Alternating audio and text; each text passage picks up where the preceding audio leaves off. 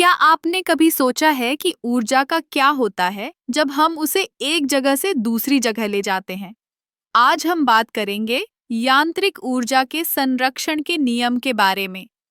यह नियम हमें बताता है कि एक बंद प्रणाली में कुल यांत्रिक ऊर्जा हमेशा स्थिर रहती है। यांत्रिक ऊर्जा का मतलब है गतिज ऊर्जा और संभावित ऊर्जा का योग।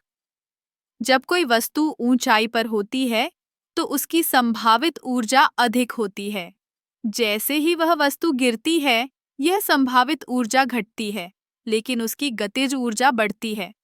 उदाहरण के लिए, जब आप एक गेंद को ऊपर फेंकते हैं, तो गेंद की ऊंचाई पर संभावित ऊर्जा अधिक होती है। जैसे ही गेंद गिरती है, उसकी गति बढ़ती है और गतिज ऊर्जा में वृद्धि होती है। इस नियम का एक और अच्छा उदाहरण है स्विंग।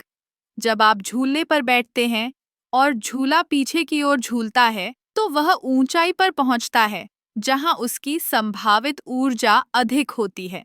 फिर जब वह झूले के नीचे आता है, तो उसकी गति बढ़ती है और गतिज ऊर्जा में परिवर्तन होता है।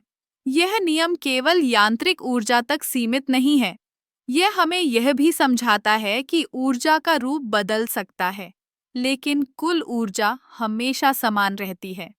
जैसे, जब आप एक पेन को टेबल पर गिराते हैं, तो पेन की संभावित ऊर्जा टेबल पर अधिक होती है।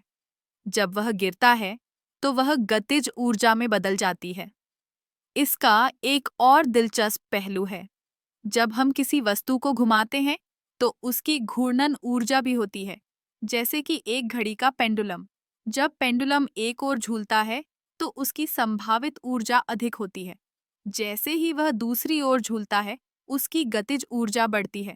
यांत्रिक ऊर्जा के संरक्षण का नियम हमें यह भी सिखाता है कि ऊर्जा को बचाना कितना महत्वपूर्ण है।